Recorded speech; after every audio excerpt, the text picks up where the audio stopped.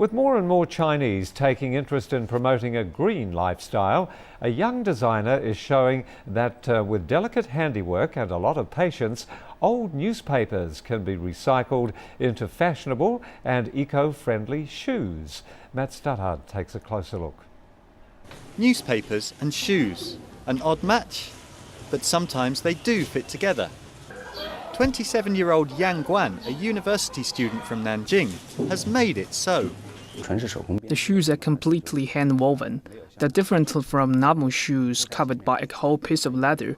They are more breathable. They are also more resilient as we put flexible cotton thread into the folded newspaper strips. From humble beginnings, Yang now runs a factory with over 200 workers. They produce an average of 5,000 pairs of newspaper shoes a month, all made to order. Now, orders are also coming in from the US and Europe. Yang says he's confident with environmentally friendly products becoming ever more fashionable. I hope our products will go further and further as people have better awareness and understandings on environmental protection, green products and waste recycling. The uniqueness of the handmade shoes has also made them popular with women looking for something that stands out. When I walked past the shop window, I saw a pair of shoes with a unique design, so I came in and take a look. The shop assistant told me that the shoes were made of newspaper. I thought it was very novel, so I tried them on. They're comfortable and lighter. With an increasing number of orders from all over the world, Yang is now looking to expand his business. Maybe soon in the future, we could see bags and other products made from newspapers. Matt Stuttard, CCTV. A train carrying Tunisian migrants from Italy has been halted at the French border in an escalation of the dispute over the fate of North African migrants fleeing political unrest. Mike Weber takes a closer look. While many European countries are supporting regime changes in the Arab world, it seems the resulting migrants fleeing the North African turmoil are not welcome there. France is preventing trains from carrying migrants crossing into the country. The Italian Interior Minister says France's stance is incomprehensible and unjustified. We are in compliance with the European Agreement on freedom of travel. We have given them travel documents and residence permits, all of which are recognized by the European Commission.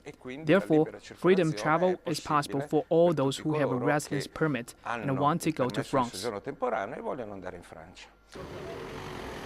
But France does not think so. It says it will honor the permits only if the migrants prove they can financially support themselves. We understand what Italy is doing, but Italy is providing European visas to get rid of the migrants in their own countries. The migrants will come to France and other European countries. This is an uncontrolled increase in immigration, and what is more, they are unemployed workers. It's a paradox. These countries all back what they call the pro-democracy movements in the Arab world to the extent of using military force to protect the lives of civilians.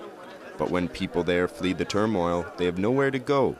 France and Germany have agreed to set up joint patrols off the Tunisian coast to deter would-be migrants. Mike Weber, CCTV. And you are with Pampered pets can now get limousine pickups, fresh sushi and bedtime stories at a luxury hotel and day spa in California. The five-star lifestyle also includes beauty treatments and tight security surveillance. Leo Ye takes a look. These two dogs are on their way to a hotel where their every need can be met. They have beds, they have people reading stories to them. They have houses looking like the luxury LA neighborhood. They can even talk to their owners via electronic link-ups. High-end pet hotels continue to appear in California. The founder of one of the pet hotels says the luxury pet industry is going from strength to strength. The business has continued to grow for about 4 to 6% per year. It's now currently in 2011 over a $50 billion industry. Now, just to give you some size comparison to that, that's the airline industry, the toy, the candy industry combined in the United States to equal the size of the United States pet industry. Security is also a big feature of these pet hotels. There is a 24-hour surveillance system in place, and pet owners can check up on their animal darlings throughout the day and night using computer or smartphones from anywhere in the world. Judy Portnoy is a retired school teacher. She says she loves checking up on her pets by phone or Skype. They have the best care. They have doctors on call. They have people here 24/7. You never have to worry about it. You can Skype them, which I do often, and you could see what they're doing, and they come out happy. They want to come back. Arda Moore is a pet author and also the founder of Four-Legged Life, an online pet community. She says pet owners have many choices when it comes to entertaining their animals. There's pet tents that you can have that are lightweight that you and your dog can kind of hang out with and have a little pup tent adventure. These pets really are VIPs. Many pet owners also like the luxury hotel so much, they even joke that they would like to stay there too. CCTV. Wooden products coming out. The swollen Mississippi River lapped onto city streets and threatened river towns on Friday, breaking flood records that had stood since the Depression. Police in Memphis have warned thousands of residents to leave before they get swamped by extensive flooding. Mike Weaver takes a look.